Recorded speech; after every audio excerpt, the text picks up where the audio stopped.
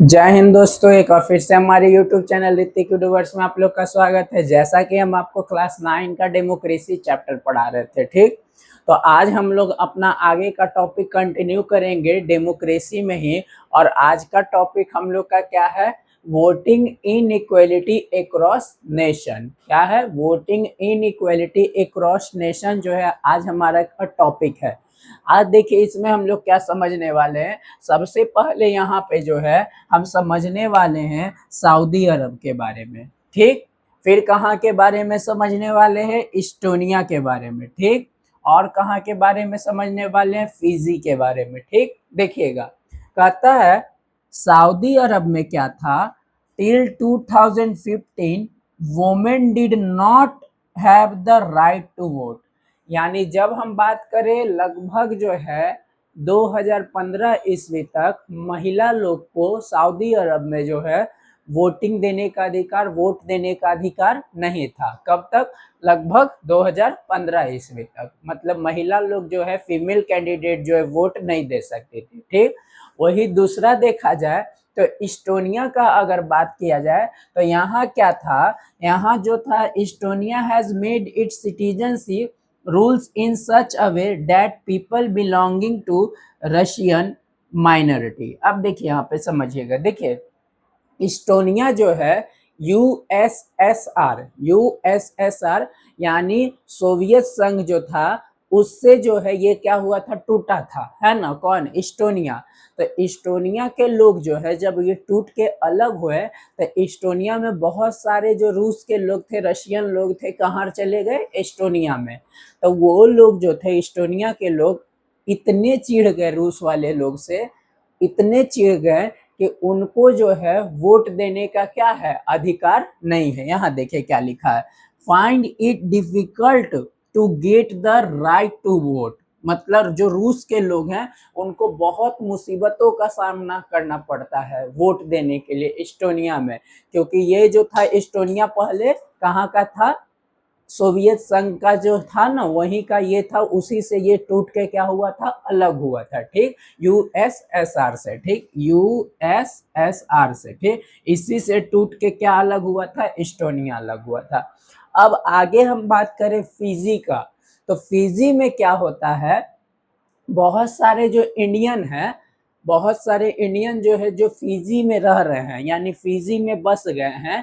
तो इंडियंस लोग को जो है उनका वोट जो है वो भी देने देते हैं, लेकिन उनका वोट का मात्रा कम है। मतलब कहने का मतलब वो जो वोट देते हैं उनका वैल्यू कम है, जो इंडियंस लोग हैं फिजी में। और वही जो फिजियन लोग हैं जो वहाँ पे रह रहे हैं पहले से, उनका वोट का वैल्यू बहुत ज़्यादा है। तो हम यही समझना चाह रहे हैं, ये तीनों कंट्री के बारे में अगर देखें तो ये देखें कि कैसे इनइक्वालिटीज दिखाया जा रहा है वोटिंग के मामला में, कैसे असमानता दिखाया जा रहा है वोटिंग के मामला में, ठीक। तो यही हम लोग का था। अब आगे हम लोग थोड़ा टॉपिक समझेंगे, वो देखिएगा। अब देखिए हम लोग के लिए क्या है आज, और अगला क्या है, इसमें कुछ जो है डेमोक्रेसी के पक्ष में होता है और कुछ जो डेमोक्रेसी के अपोजिट में होता है, मतलब अपोजिट साइड में होता है, ठीक। जैसे देखिए यहाँ पे क्या बोलता है, एक है आर्गुमेंट फॉर डेमोक्रेसी, है ना, और एक क्या है? Opposing argument against democracy. मतलब जो डेमोक्रेसी के एक पक्ष में है तो दूसरा एक डेमोक्रेसी के विरोध में। मतलब कुछ बात जो है डेमोक्रेसी के लिए क्या अच्छा है और डेमोक्रेसी के लिए क्या खराब है, डेमोक्रेसी में क्या होता है और डेमोक्रेसी में कुछ कुछ जो है क्या खराब बात है, उन्हीं लोग को समझना है, उसी के बारे में समझना है। देखिए क्या बोलता है, डेमोक्रेसी के कारण जो है हम लोग लीडर्स जो है अकाउंटेबल होता है पीपल के लिए। मतलब डेमोक्रेसी में क्या होता है, लीडर्स जो है, जो नेता हैं, वो लोग क्या होते हैं? लोगों के प्रति जिम्मेदार होते हैं, ठीक, डेमोक्रेसी में, ठीक।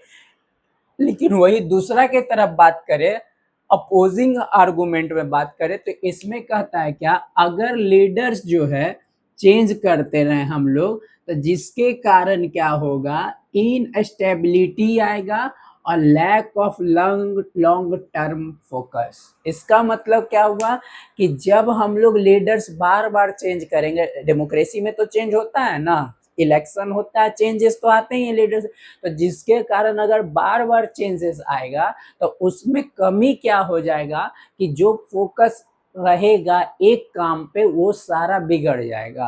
कहने का मतलब इनस्टेबिलिटी आ जाएगा उसमें, है ना। जैसे मान लीजिए कोई काम जो है, अगर अभी के टाइम में हमारे नरेंद्र मोदी जी जो गवर्नमेंट है, पीएम है, तो अभी के टाइम में वो है, तो वो कुछ काम स्टार्ट किए होंगे, मान लीजिए कोई सड़क बनवाना होगा, चाहे कोई पुल बनवाना होगा, तो वो काम स्टार्ट किए हैं। अगर मान लीजिए वो चेंज हो जाते हैं, 5 साल के बाद उनको हटा दिया जाता है, तो वो जितना काम करवाए होंगे वो वहीं पे रुक जाएगा। फिर दूसरा कोई बनेगा तो वो अपने अनुसार काम करवाएगा, फिर कोई अगला बनेगा तो वो अपने अनुसार काम करेगा, यानी इस तरह से इनस्टेबिलिटी आएगा, एक जगह स्थिरता नहीं रहेगी। तो बार बार लीडर को चेंज करने के लिए भी ये बहुत बड़ा प्रॉब्लम हो जाता है डेमोक्रेसी में, ठीक।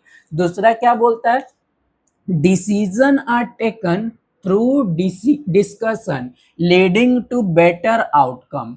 और दूसरा टाइप क्या बोलता है, too many people involve decision making cause unnecessary delay. देखिए दूसरा बात बोलता है कि अगर मान लीजिए कहीं पे लोग कम है, तो लोग कम रहेगा तो कोई भी डिसीजन जल्दी हो जाएगा, लेकिन अगर जो है ज्यादा ही लोग आ जाएंगे, बहुत सारे लोग इन्वॉल्व हो जाएंगे, तो वो जो डिसीजन होगा उसमें क्या हो जाएगा, डिले हो जाएगा, अननेसेसरी हो जाएगा। मतलब अननेसेसरी भी जो काम है उसमें भी क्या हो जाएगा, यहाँ पे कोई भी डिसीजन जो है डिले हो सकता है, ठीक। यानी यहाँ यही समझना है कि अगर कम लोग हैं तो डिस्कशन करके तुरंत हम लोग एक्शन पे पहुंच सकते हैं, लेकिन वही ज्यादा लोग इन्वॉल्व हो जाएंगे तो सबका राय विचार क्या होगा, अलग होगा, जिसके कारण कोई भी काम में क्या होगा, डिले होगा। हम ही लोग के यहाँ ऐसा नहीं होता है, होता ही है, जानते ही हैं कि कोई काम रहेगा, अगर एक दो आदमी को बता दिए तो ठीक है आप काम कर लीजिएगा, लेकिन वही काम 10 आदमी को बता दीजिएगा तो सबका अपना अपना राय लेने लगेगा, वो काम पता चला होवे नहीं करेगा, ठीक। तो यही होता है यहाँ भी, ठीक। तीसरा पॉइंट क्या बोलता है, different group and community can live together peacefully. देखिए आर्गुमेंट में क्या बोलता है कि अगर अलग अलग ग्रुप के लोग हैं, अलग अलग सोसाइटी के लोग हैं, तो वो लोग पीसफुली रहते हैं, शांतिपूर्वक रहते हैं, लेकिन यहाँ पे क्या बोलता है, frequent leadership changes can disrupt policy and create confusion. लेकिन अगर बात करें फ्रीक्वेंट लीडरशिप रहेगा तो वहां पे क्या होगा, क्रिएट कंफ्यूजन, बहुत सारे समस्या आएंगे, कंफ्यूजन होगा, वो दोनों में, दोनों का एक दूसरे का बनेगा नहीं, वो कुछ और बोलेगा, दूसरा कुछ और बोलेगा, तो इस तरह से बहुत ज्यादा क्या हो जाएगा, कंफ्यूजन हो जाएगा, आपस में मतभेद होगा, ठीक। तो इस तरह से बात होता है। फिर क्या बोलता है यहाँ पे, एवरी वन हैज इक्वल से नो मैटर देयर बैकग्राउंड। इसमें क्या होगा आर्ग्यूमेंट में कि सब लोग जो है एक ही बात बोलेंगे, कौन क्या है बैकग्राउंड से है, किस बैकग्राउंड से, उसमें कोई नहीं अथी करेगा, मतलब किस अमीर है कि गरीब है, हिंदू है कि मुस्लिम है, ये सब से कोई मतलब नहीं है ना। तो वही बोलता है एवरी वन हैज इक्वल से नो मैटर देयर बैकग्राउंड, उनके बैकग्राउंड से कोई मतलब नहीं है, सब एक ही जैसा बात बोलेगा। लेकिन इसमें क्या है कि ऑर्डिनरी पीपल रहेगा जो lack of knowledge to make the right decision. अब मान लीजिए ऑर्डिनरी पीपल कहने का मतलब जिनमें नॉलेज का कमी है, जैसे बूढ़े बुजुर्ग लोग जो होते हैं गांव ये सब में, उनमें नॉलेज का कमी होता है, तो जिसके कारण कोई भी डिसीजन ले लेते हैं तो उल्टा पुल्टा डिसीजन हो जाता है, ठीक। तो पढ़े लिखे लोग का डिसीजन कुछ और होगा, वही जो ऑर्डिनरी पीपल हो गए उनका डिसीजन कुछ और होगा, तो ये कमी देखने को यहाँ मिल जाती है। फिर कहता है people can correct mistake by changing leader और पॉलिसी। इसमें क्या होता है, आर्ग्यूमेंट में क्या होता है कि लोग जो हैं यहाँ पे देखिए, करेक्ट मिस्टेक मतलब जो भी मिस्टेक होगा, जो भी गलतियां होगा उसको में सुधार कर सकता है, और लीडर्स को क्या कर सकता है, चेंज कर सकता है, पॉलिसी को बदल सकता है, ठीक। लेकिन इसमें क्या होगा, इलेक्टेड लीडर में still make poor decision not in public interest.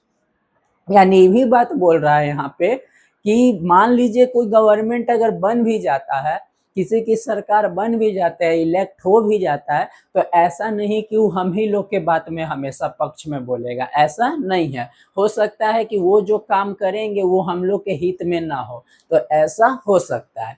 तो यही था हम लोग का आर्गुमेंट फॉर डेमोक्रेसी और अपोजिंग आर्गुमेंट फॉर डेमोक्रेसी। तो आई होप आप लोग को वीडियो अच्छा लगा होगा और ये चैप्टर आप लोग का क्या हो गया है, फुल्ली कंप्लीट हो गया है। ठीक, तो अब जो है आप लोग को इसका सारा पीडीएफ टेलीग्राम पे मिल जाएगा, वहां से आप लोग नोट्स प्रोवाइड कर लीजिएगा और अपना पढ़ाई को क्या रखिएगा, जारी रखिएगा। प्लीज चैनल को खूब शेयर करिए, सब्सक्राइब करिए, लाइक करिए। जय हिंद।